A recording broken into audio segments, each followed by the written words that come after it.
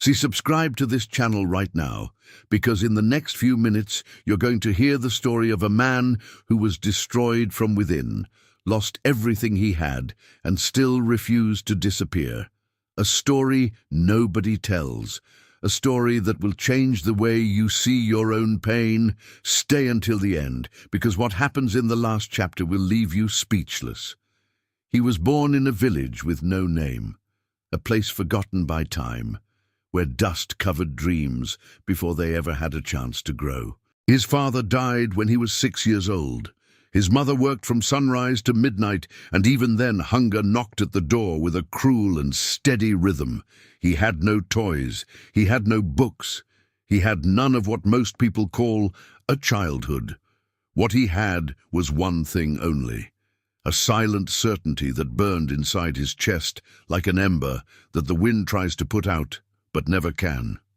He knew, without anyone ever telling him, that something more was waiting for him beyond that village, something greater than anything his eyes had ever seen, and it was that flame that kept him alive in the years that would follow. At 16 he left, with no money, no connections, no clear plan, just the clothes on his back and that ember in his chest. The first weeks were a constant humiliation. He slept in places you would not dare to describe. He ate whatever he could find. He was rejected more times than he could count. Every door that slammed in his face was a message the world kept sending. You do not belong here. Go back to where you came from. But he did not go back, because going back meant dying a slower death. And if he was going to die, he would rather die trying. It was then that he found an old man, a man of few words and eyes that seemed to have witnessed things no book had ever recorded. The old man offered no money, offered no job. He offered one sentence.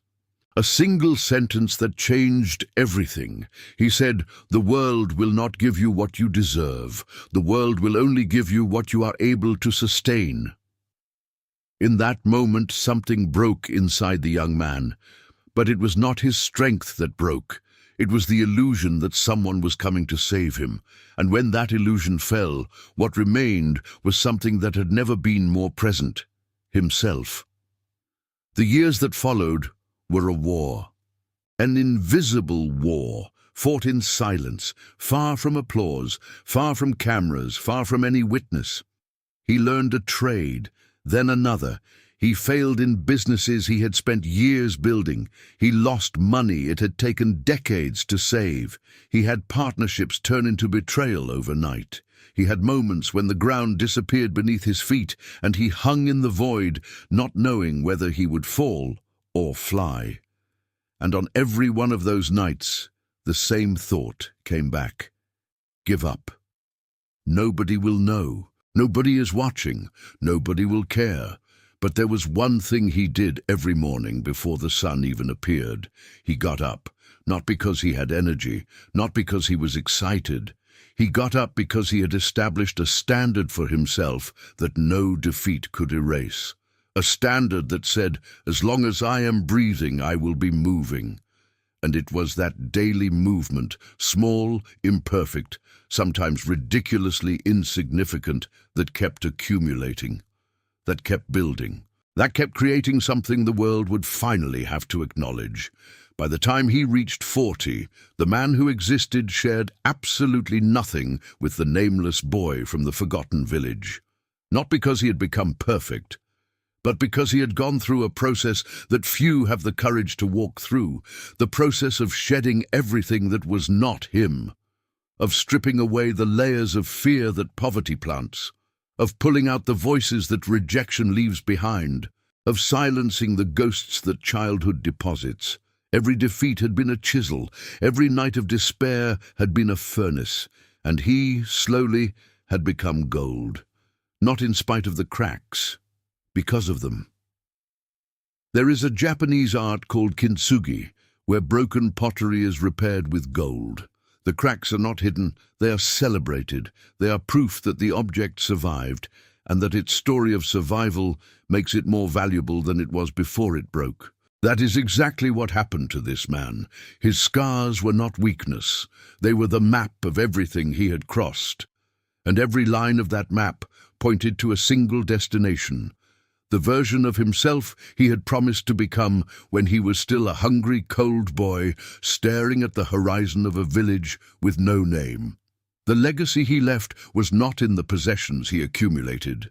It was in the words he spoke to other broken men, in the silent acts of beginning again that he inspired without realizing it, in the living proof that where you come from does not determine where you are going, that pain does not have to be a grave, that it can be a doorway, that the darkest moment of a life is not its end, it is its turning point.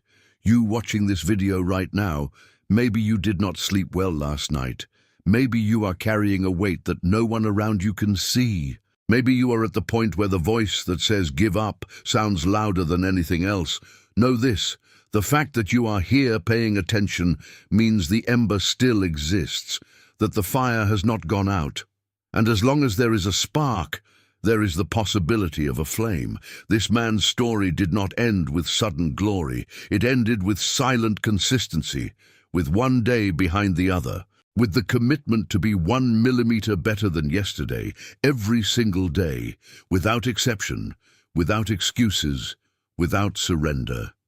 And that, only that, was what built the impossible. Subscribe to this channel right now and hit the bell, because in the next video we are going to tell the story of another man the world declared as lost and who answered the world with one of the greatest comebacks ever recorded. You will not want to miss it.